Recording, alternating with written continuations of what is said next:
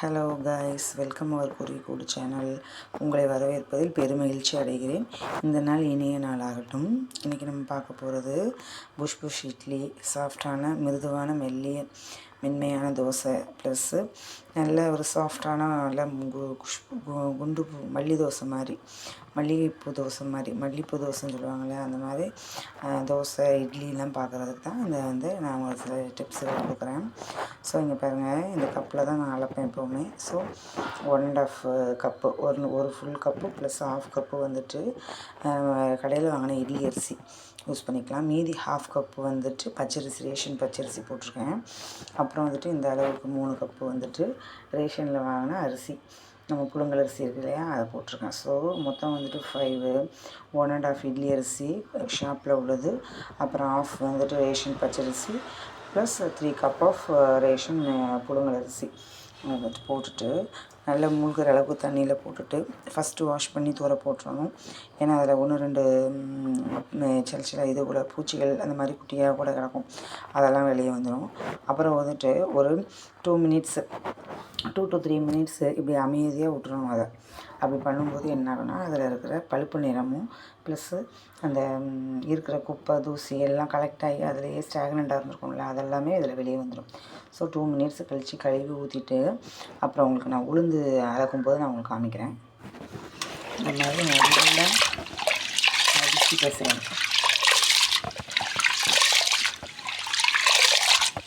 இப்போ 2-3 தண்ணியில் வாஷ் பண்ணிவிட்டு இதை கொடுக்குவான். இந்த மாதிரி நல்லா மேலே தூக்கி இப்போ பாருங்கள், 3 தண்ணி எப்பவுமே கழுவிட்டேன். இது 4th ஒன். பாருங்கள், கொஞ்சம் ஓரளவுக்கு கிளியர் ஆகிடுச்சு. சின்ன புழு ஒரு புழு இருந்துச்சு குட்டி. அப்புறம் கருப்பு கலரில் களிமண்லாம் 1-2 சின்னதாக இருக்கும். ஸோ அதெல்லாம் எல்லாத்தையும் க்ளீன் ஆகிடுச்சு. பாருங்கள், இது இட்லி அரிசின்னு சேர்ந்துருக்கு, உங்களுக்கு தெரியுது பார்த்தீங்களா? அது கூட கொஞ்சம் நல்லா கிளியர் ஆகிடுச்சு. பாருங்கள், கிறிஸ்டல் கிளியர் ஆகிடுச்சு. பாருங்கள், இப்போ நம்ம அதை வடிச்சிட்டு ஊற்றி தேவையான தண்ணி ஊற்றி ஒரு 2 to 3 hours ஊற வச்சிடலாம்.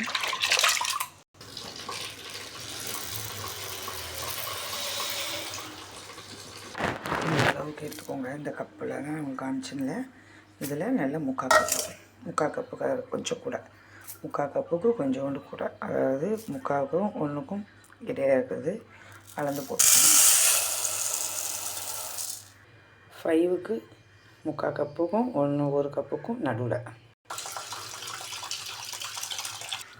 இதில் ஒரு டிப்ஸு சொல்கிறேன். உளுந்து நம்ம வாங்கும்போது ப்ரொவிஷன் ஸ்டோர்ஸ் இருக்கும் இல்லையா, கொஞ்சம் பெரிய கடை மீன்ஸு நான் என்ன சொல்கிறேன், பளபளப்பாக இருக்கிற பெரிய கடைகளில் இல்லாமல் சாக்கு மூட்டையில் வச்சுருப்பாங்க பாருங்கள். அதாவது இங்கிலீஷில் ஜூட் பேகு மாதிரி இருக்கும் பாருங்கள். சாக்கு மூட்டை, அந்த காலத்து சாக்கு மூட்டையில் வச்சுருப்பாங்க.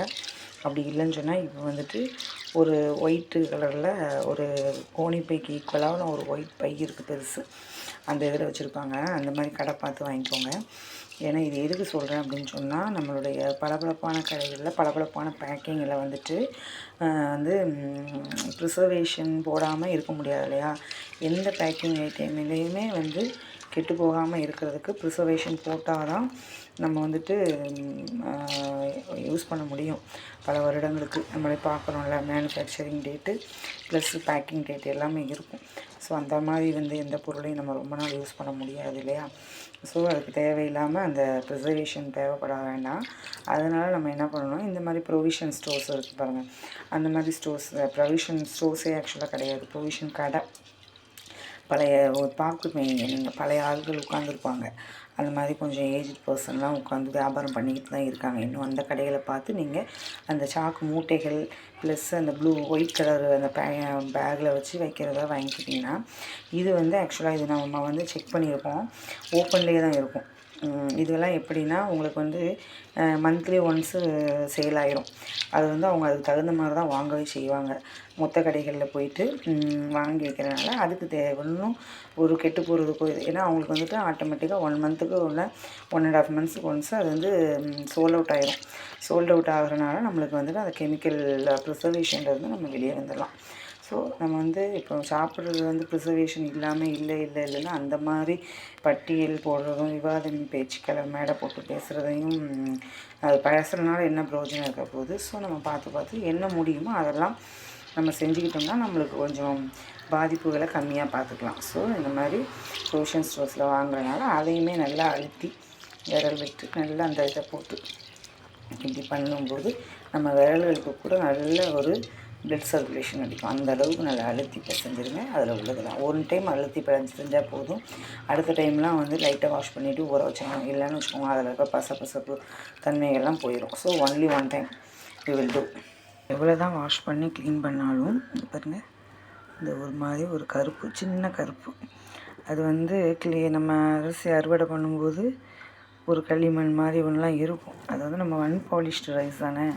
ஸோ அவ்வளோதான் இருக்கும். நம்ம அதை பார்த்து எடுத்துக்கலாம். ஓகே.